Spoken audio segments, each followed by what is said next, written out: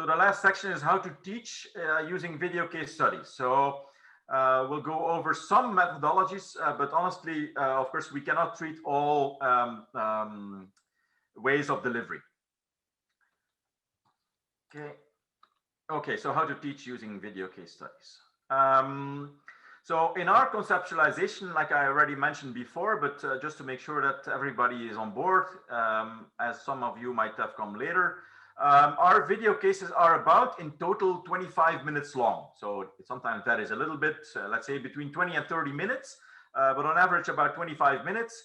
And they are split up in different sections. And every section treats a different aspect. So the first section, of course, is often an introduction to the company, bringing some context, some industries, information, some people information. So, who are we talking about? Who are these people, etc.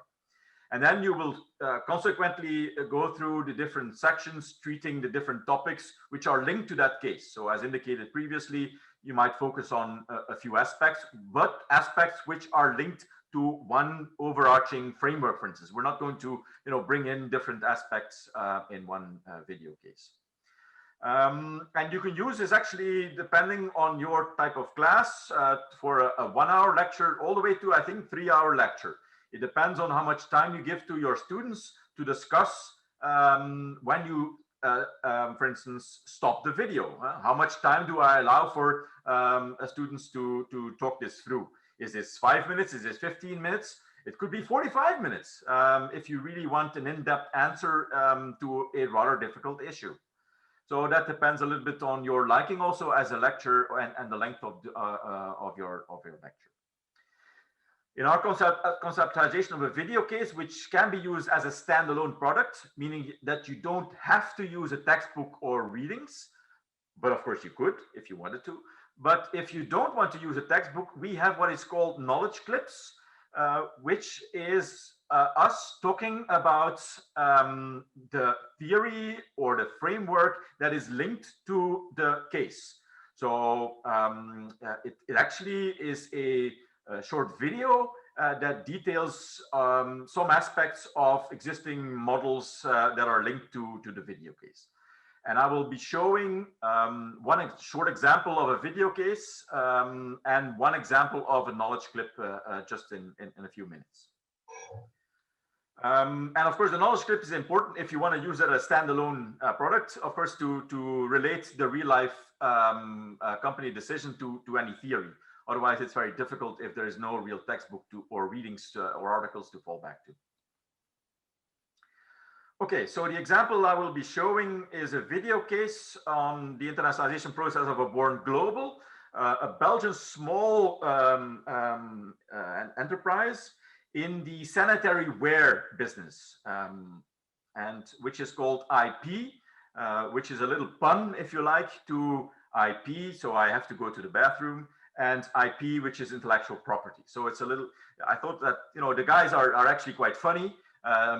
So I enjoy talking to them, and that's why I actually selected this company. So you don't see anything here because I hope that the video will start, including the sound. If there is no sound, please tell me, then I have to change the setting.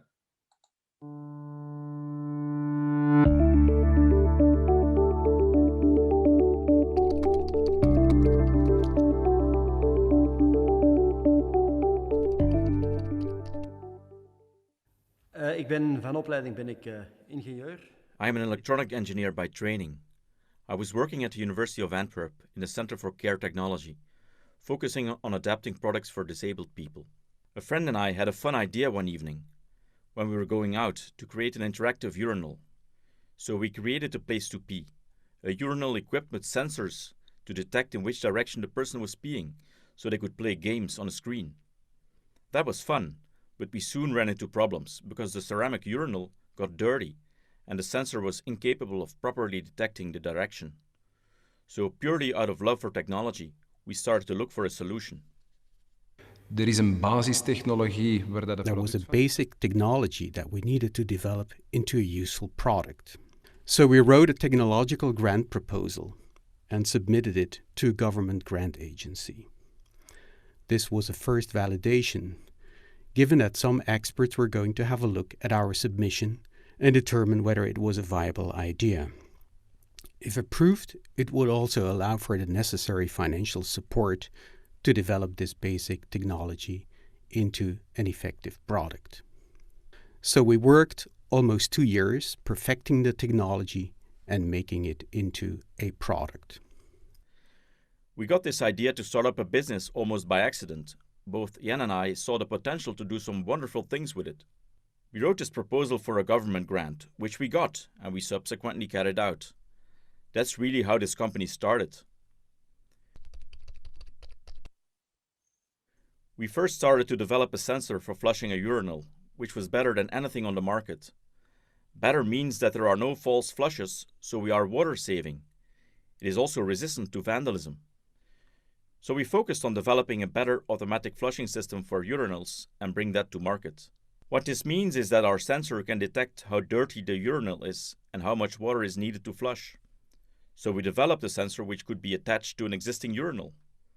We are the only ones that can detect when an individual starts and stops peeing.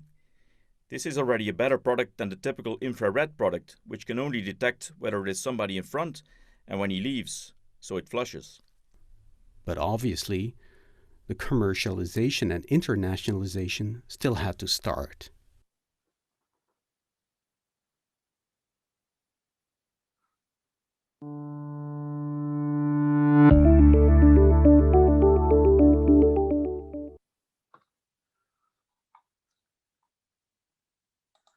Okay, I'm sorry, I stopped sharing. I should not have done that. Okay, so this is an example of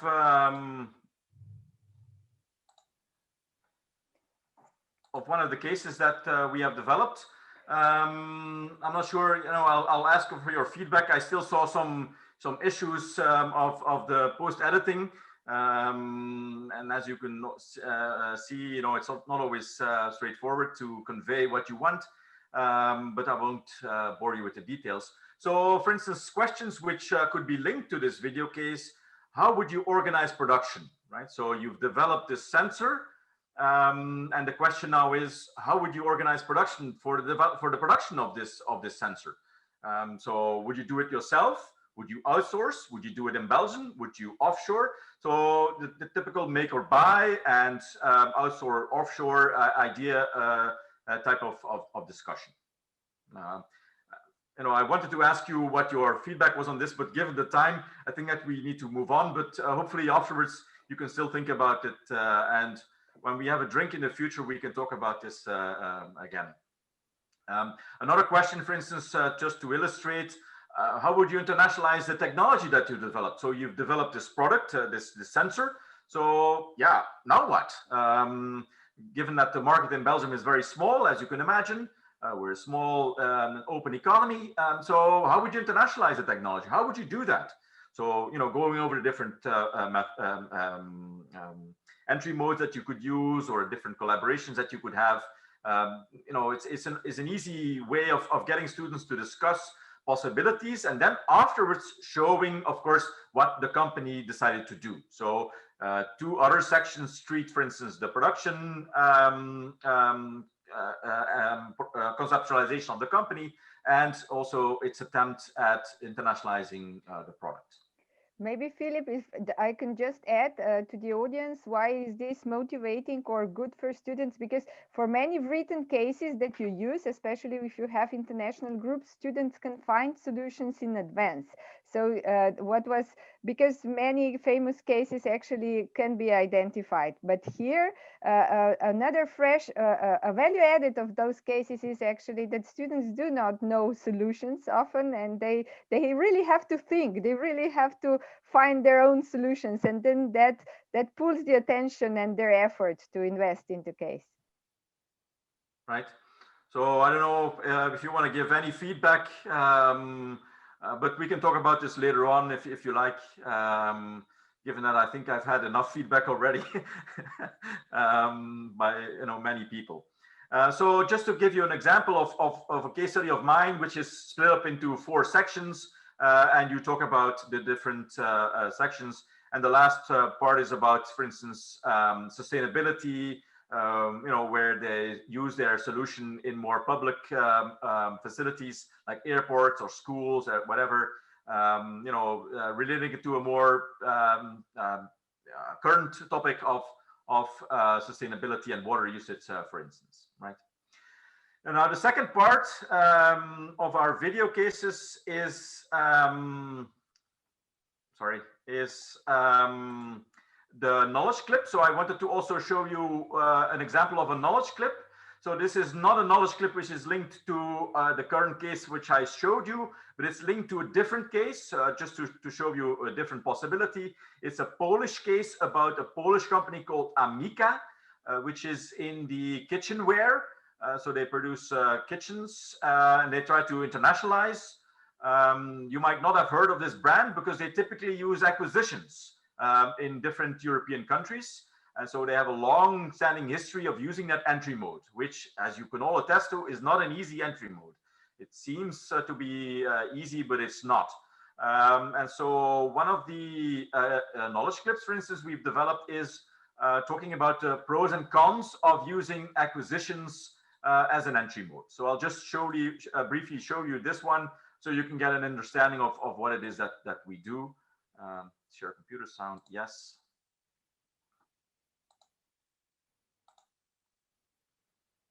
Mergers and acquisitions. Sorry.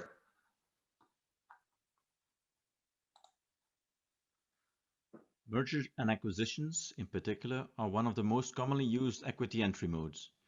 They enable companies to quickly gain position in new markets by acquiring facilities, production capacity, distribution channels, and others. In this knowledge clip, we are going to discuss details on the acquisition characteristics. Before diving into the issue of acquisitions in detail, let us first see how it differs from a merger. These two terms are often used interchangeably, though they have a distinctive meaning. A merger occurs when two companies join forces and create a new joint organization. In effect, legally, we are dealing with a new entity with its own ownership and management structure. An acquisition is in reality a takeover. One company becomes part of the other as it is integrated.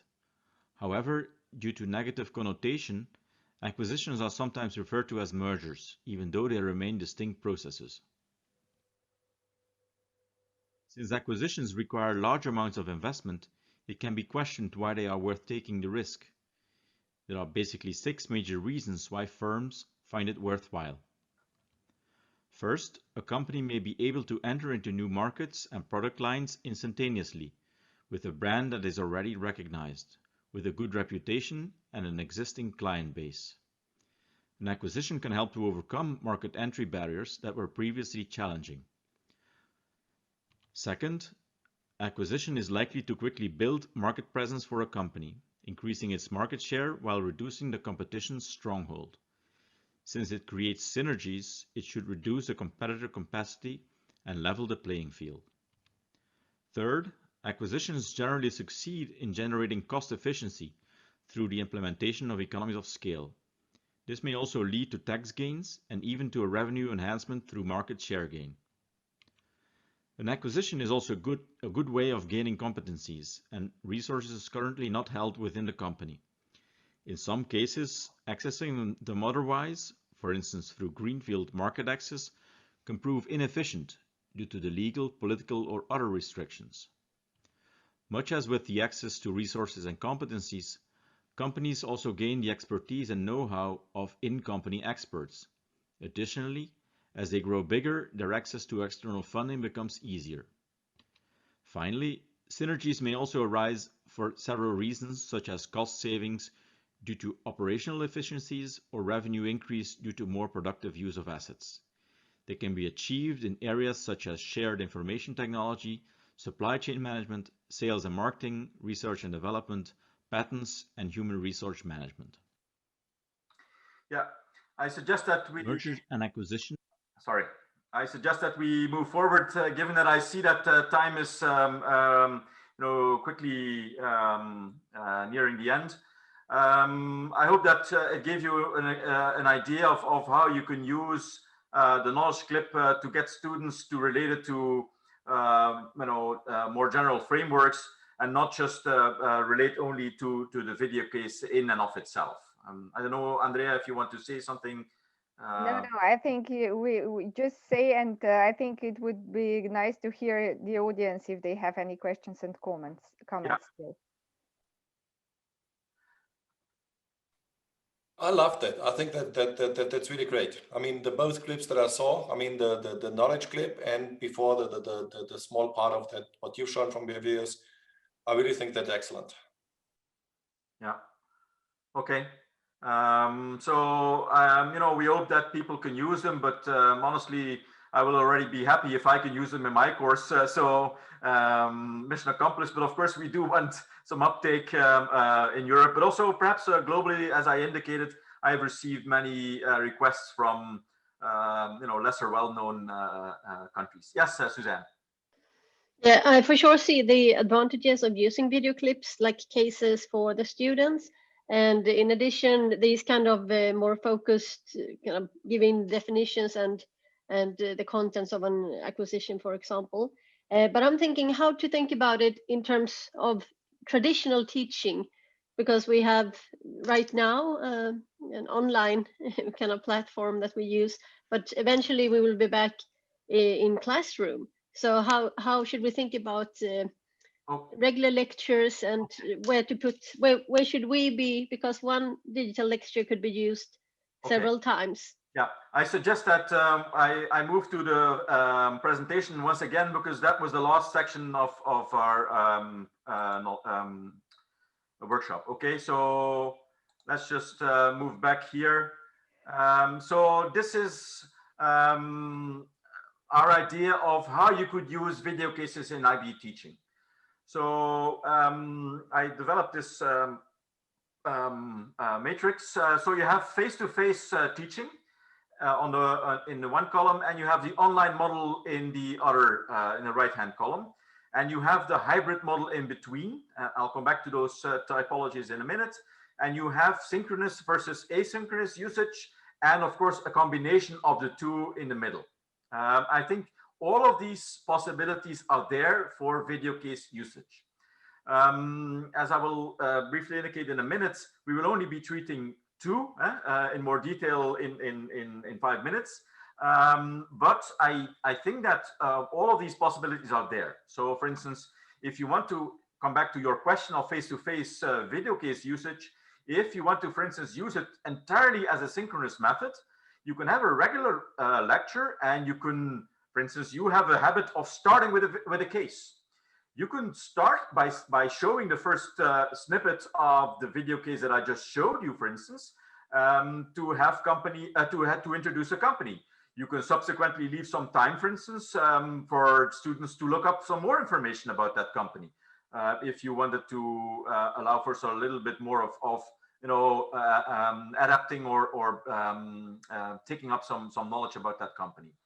And then you can go through the different sections, like you would, for instance, in a case with A, B, C, D sections. Sometimes you have that in a case, one by one, and you stopping every section and having students discuss it.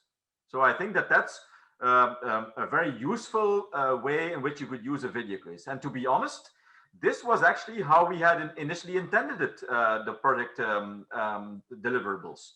Given that there was no talk of online lecturing at that time, there was no talk of the quarantine. So that's what we had in mind initially. Of course, as you indicated, if you have better students, you can leave a little bit of asynchronous preparation. So you can have, for instance, already show the first video beforehand, so students can have a look and look up information, discuss before they come to class, and you do the subsequent sections synchronously after they have prepared a little bit.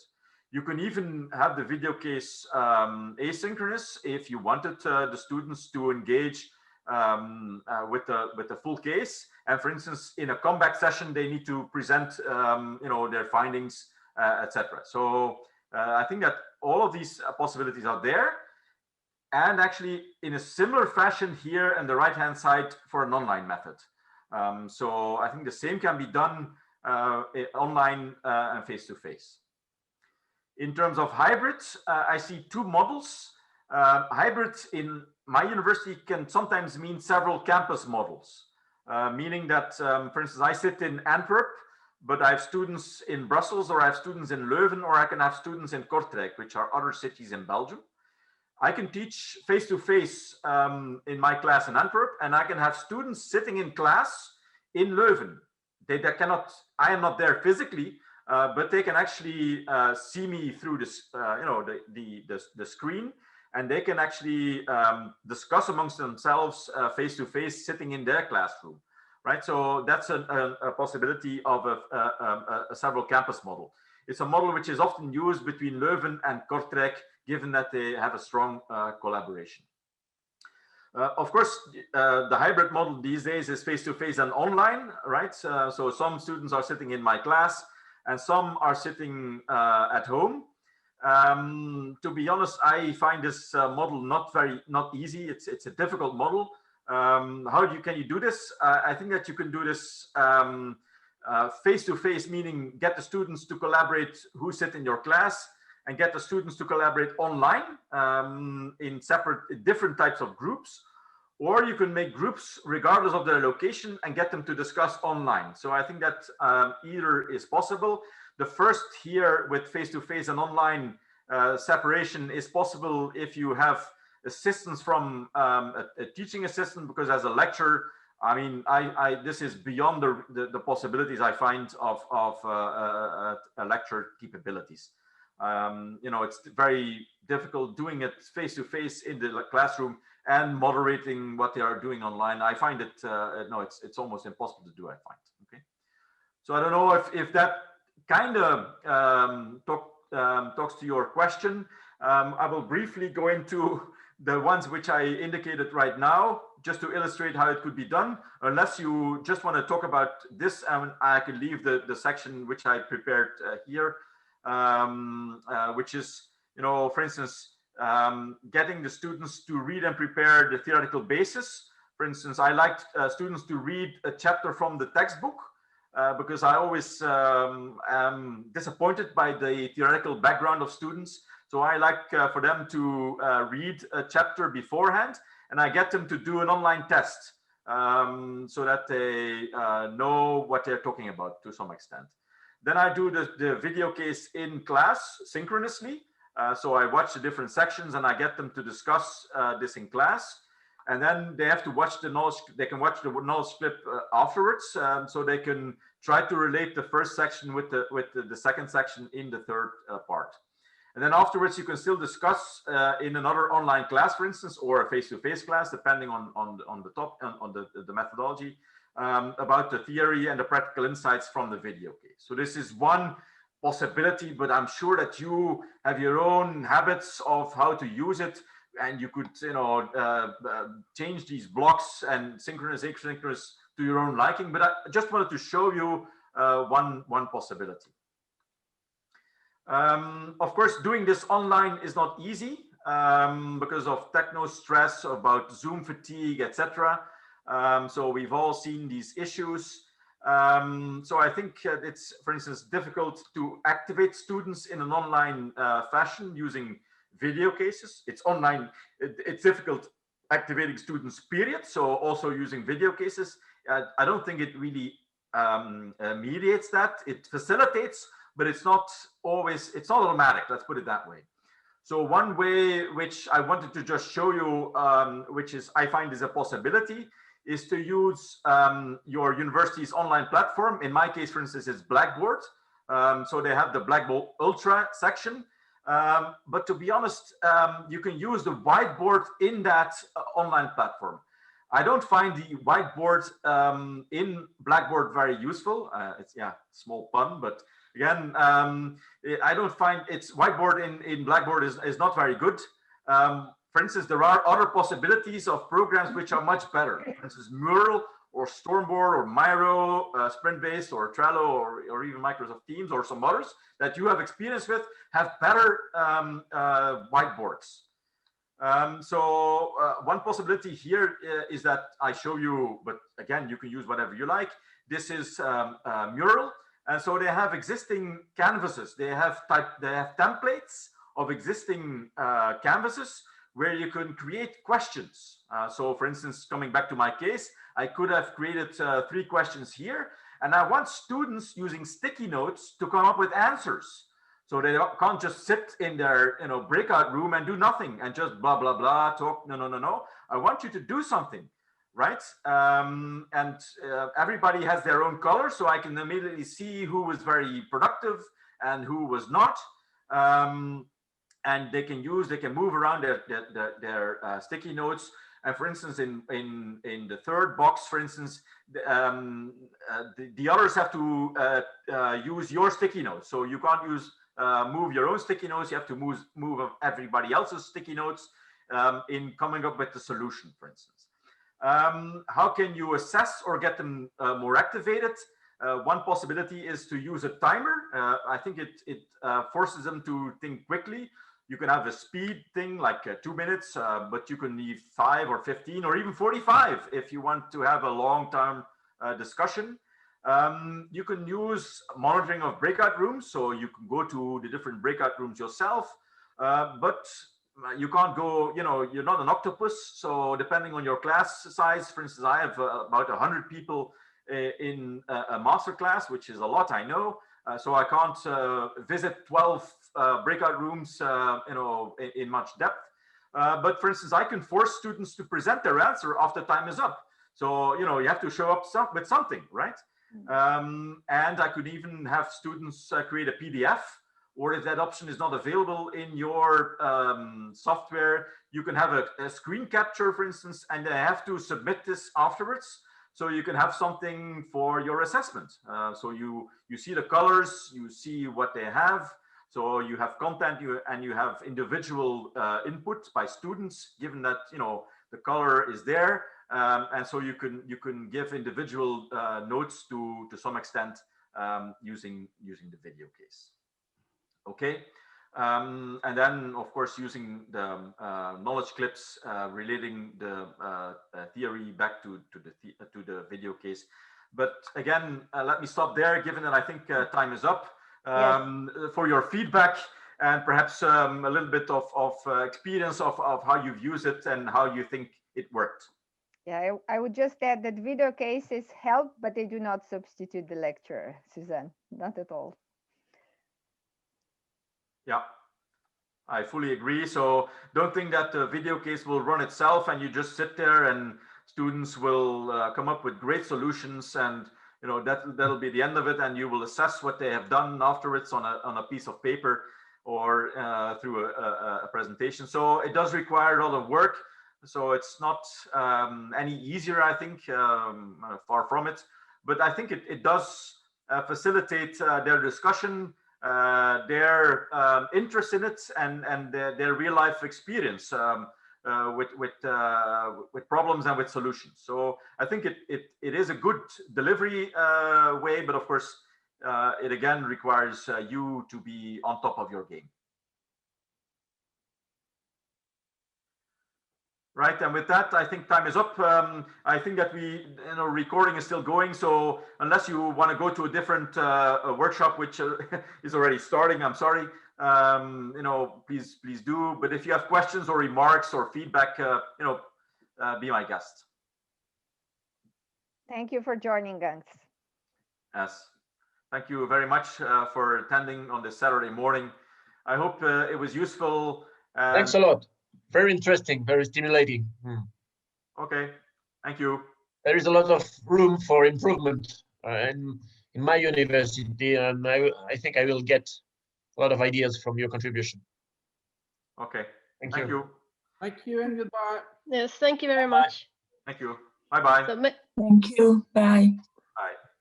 May I ask a question? Yes, sure. Go ahead.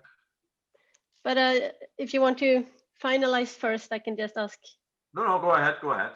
Okay, so I have this, as I mentioned, the internationalization of the entrepreneurial firm coming up, and Andreja mentioned that she had cases which are born global cases. Mm-hmm. And is it possible already now to get it? Well, get some help? Yes, actually.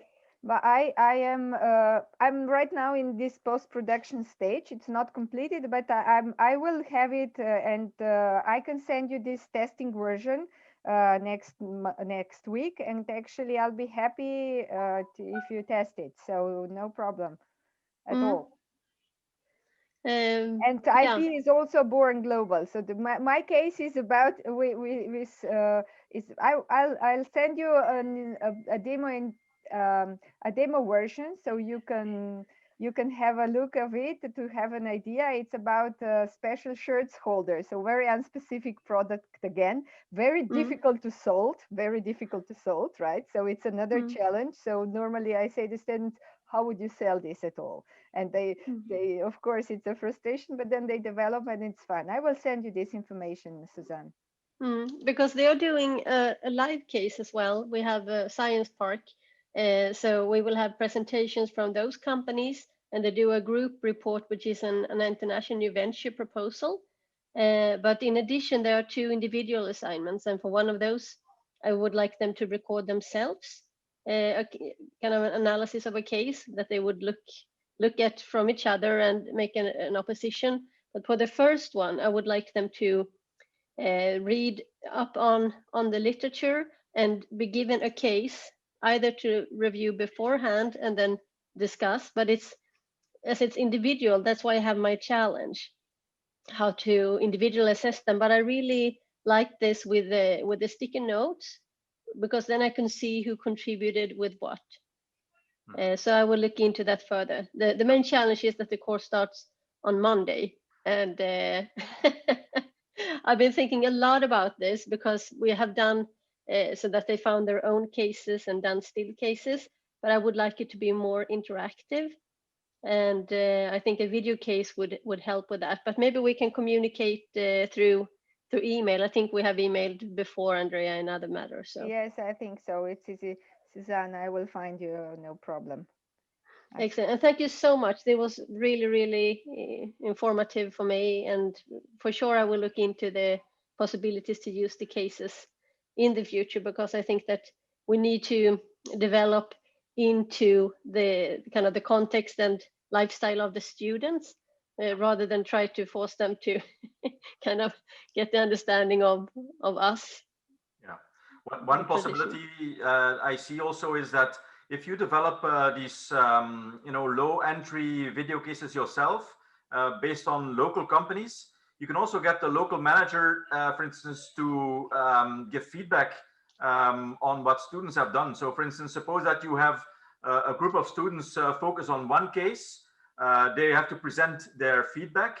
And then, for instance, you ask that manager to follow this thing online, for instance, and he can give feedback. So if, for instance, if students know that CEO or that manager is going to be looking at what they come up with, yeah, for sure, it's going to activate them and make it, make them work harder. Otherwise, sometimes they come up with solutions and I think, oh my God, did you have to work on this for hours?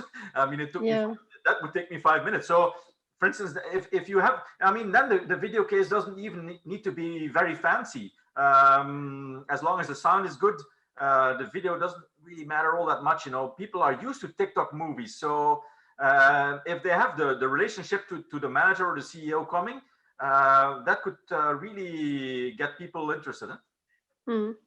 For sure, absolutely. So thank you very much. It was very helpful. You're welcome.